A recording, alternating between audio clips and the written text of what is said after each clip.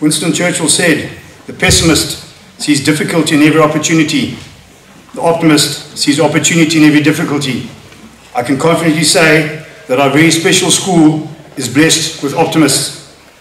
Our guest of honour, Mrs. Shelley Nichols, the rector of Peterhouse, Mr. John Trafford, the Peterhouse Girls' headmistress, Mrs. Claire Huff, distinguished and invited guests, Springvale staff, ladies and gentlemen, Springvale boys and girls, a very warm welcome and a warm welcome to our prize giving. Another year we shall all remember for some time, and a prize giving moved at very short notice. Nevertheless, it is fantastic that we can have this special day with you all. I do remember drafting my prize giving speech last year and thought to myself, such a unique time, surely 2021 cannot be worse. Little did we know what this year would deliver.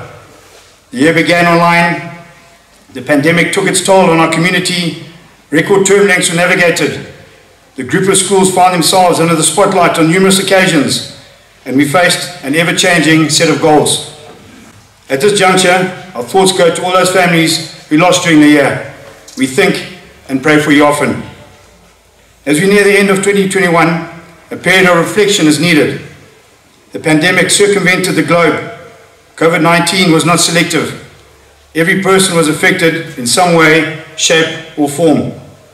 We had to unite as one to fight a common enemy, nationally, globally and as a school.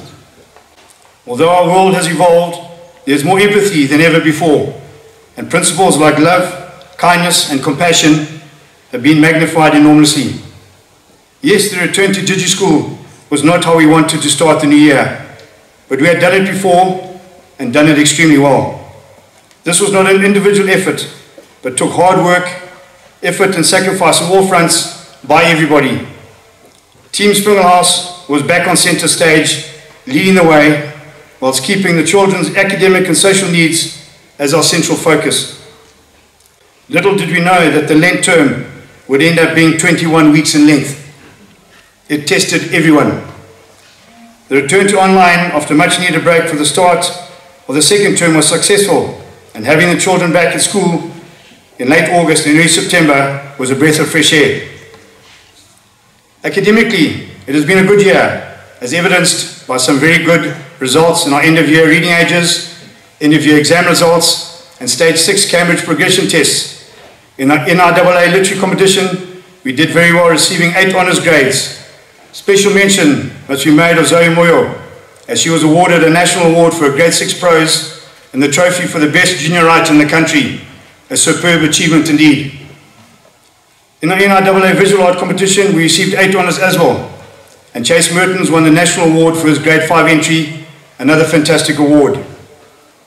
We entered the NRAA Speech and Drama this year for the first time, and the results and performances were very pleasing, even if the majority of preparations happened online.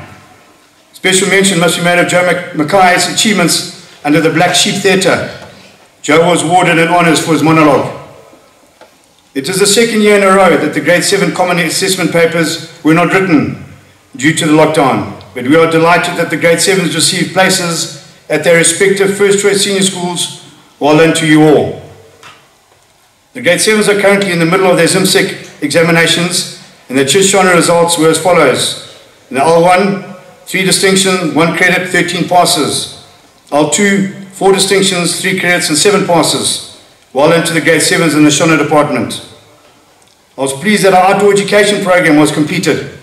We fed classes all around our special country, such great exposure for them, and a big thank you to the staff for all their hard work in getting these off the ground. The Grade 7 Life Schools program has just been completed, and thanks to Debbie Salentis for her time and passion towards this much needed preparation for life. The infant nativity play was a huge success earlier this morning, and I'm very sorry that we did not manage the junior and senior plays this year. The introduction of the WinStars program has been very successful this year, and the Checkpoint Music Concert held 2 weeks ago proved that music is in a good space at Springvale House. 53 children performed from Grade 2 to 7, and the talent on show was unbelievable. There were very good results in the NRAA competition this year, and congratulations to Chasha Chokera on his distinction for his Grade 1 piano solo. The Springvale Marimbas performed in the NIAA Eisteddfod Highlights concert earlier in the year. This was all done virtually. Well done to the music department and our musicians. On the sporting front, we began competing early in the year, albeit virtually. Mrs. Warraven's Springvale's Flame Lily initiative was very successful. 23 local and 10 regional schools joined us in this event, with a total of more than 1,600 runners taking part. It even got me trudging through Gosha Park. This led us to be invited to compete in a virtual swimming gala with Kennedy House in Tanzania. Being able to host our inter-house cross-country athletics and swimming competitions with parents showed us all how much we had missed these special days. Although inter-school events were not permitted, the senior teams had great competition with the Peterhouse boys and girls under 14 teams. We definitely were the teams who benefited the most from these encounters. A big thanks to Mr. Jochen and the respective senior schools' sporting departments for letting this happen. The sporting year was capped off with an MCD swimming gala involving ourselves and Rosawi. As a school, we have been very fortunate with some of the developments that have taken place this year. There have been some positive changes in the art room space, additions to the IT strong room and sports storeroom, and inclusion of a sensory path near the Adventure Centre. The relocation of the housekeeping department, which has then meant we were able to convert this room into an additional James living space. The new cricket nets are near completion, and the refurb of the middle and senior boys dormitories has long been awaited, but definitely worth the wait. The Springvale staff are a very competent and talented group of people, and it's been an absolute pleasure working with them this year. Even with such additional pressure, often decisions made at the 11th hour, and all the while looking after not only themselves and their family, but the children under their care, they've never complained, moaned, or grumbled. Their willingness to go the extra mile has been proven this year. If there are awards for this effort, they would all be in line and at the very front. My gratitude and congratulations for all that you have accomplished throughout the year and for keeping the welfare of the children at your very core. Thank you very much. It would be reticent of me not to mention our parents and guardians at this point, and I know I speak on behalf of the staff when I thank you for your sacrifices and assistance with our online program, the lengthy terms back at school, and the often very hazy and cryptic messages from the school office. It was not done on purpose, I promise. Your efforts and support are greatly appreciated, and you definitely are a strong link in our Springvale extended family. Thank you very much. I must thank the support staff for all their support this year.